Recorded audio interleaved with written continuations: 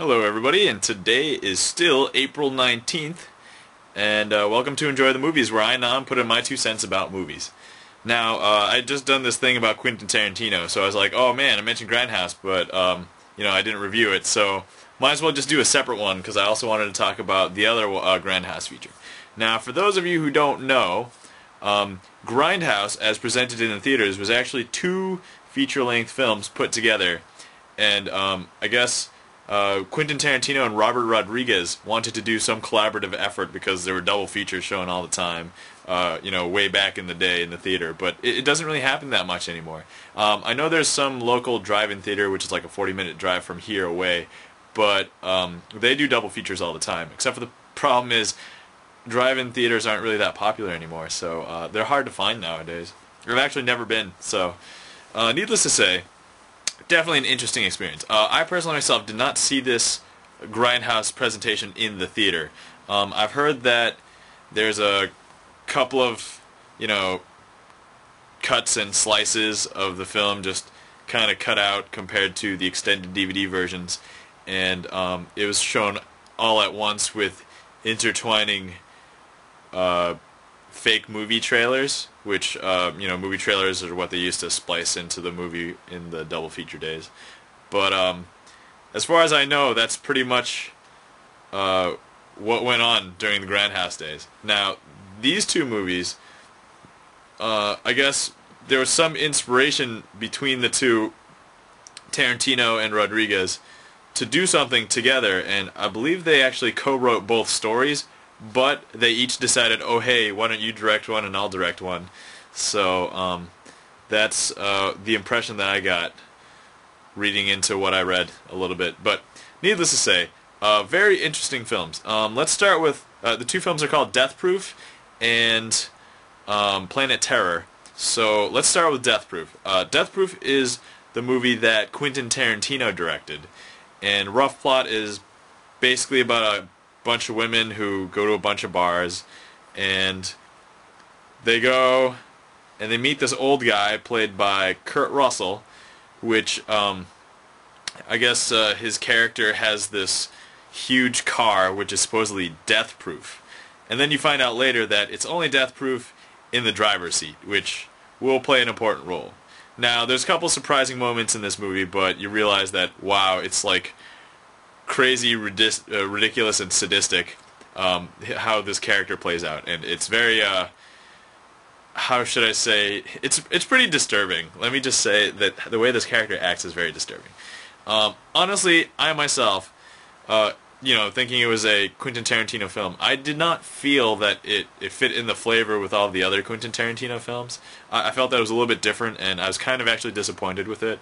Really, the only reason why I think you would watch Grindhouse is because the end, the ending scene is like this huge car chase scene, which is like an 18-minute on-screen car chase scene, which is ridiculous for on-screen time, but it's very tense, a little bit of violence, and, so it's fairly well done for what it is, but the rest of the movie, like the beginning, is fairly slow, except for the couple of, surprising moments, but I want to say that Grindhouse, I would say if you like a little bit of drama and a little bit of eccentric, differences, and you want to watch a car chase, it's probably worth a watch. But for everybody else, it's probably not really worth it, because I talked with a lot of customers and they weren't really huge into Death Proof either. So needless to say, a lot of people didn't know that they were directed by different people.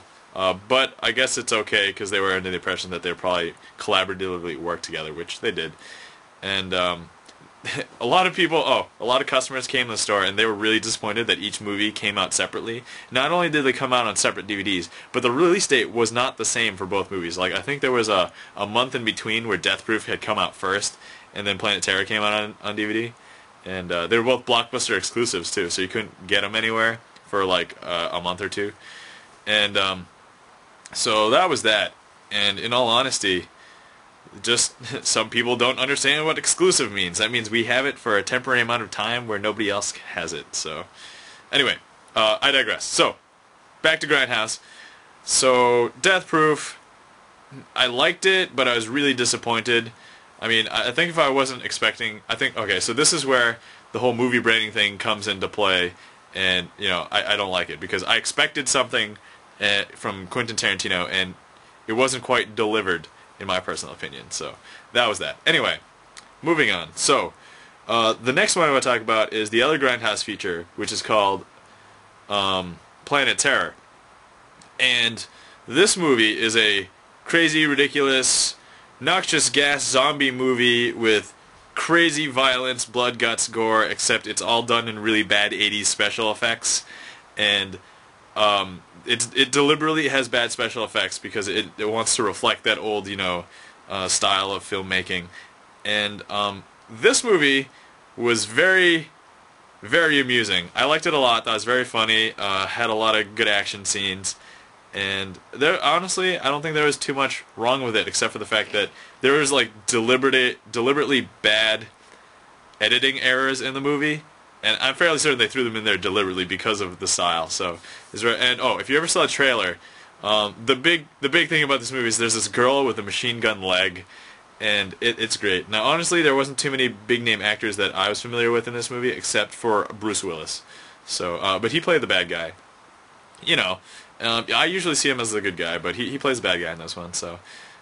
But overall, it was pretty well done, pretty disgusting, a lot of people killing zombies, a lot of people killing people, there's some grossness, some weird characters, character development was really good. Actually, I won't lie, both of these films had really great character development. But the second one just had so much more satisfaction value from, you know, everything, and this one was actually a straight-up action movie. Death Proof wasn't so much. Death Proof is more of a drama movie with some killing with a car. So yeah, definitely recommend Planet Terror if you think you're gonna like the whole, you know, it's very cheesy because of the bad special effects and you know, killing, blood, guts, and all that fun stuff. But no, it's pretty good. There's a couple of disgusting parts, I won't lie. There's like there's at least 2 really disgusting parts. But definitely liked it, definitely recommend Planet Terror.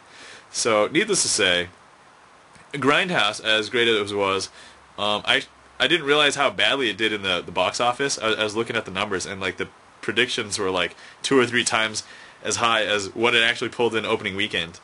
And I guess it was a fair disappointment. And I'm not even sure if the money that the movie brought in made up for how much it took to make the movie or the movies. So yeah, I don't know. But needless to say, it rented out well at Blockbuster when it first came out. We had a ton of copies, so we never ran out, but that's how it goes. So Planet Terror and Death Proof. So I would say Death Proof, not so much. Planet Terror, definitely recommend. But as I said, most of you guys should probably know most of your own movie preferences, so you shouldn't be watching things that probably you won't enjoy anyway. Alright, but anyway, so that's that. Hopefully you guys enjoyed. Hopefully that helped out, and I'd been wanting to talk about those movies for a little while, just didn't have the chance until today because I'm still bored. So anyway, have a nice night, enjoy the movies.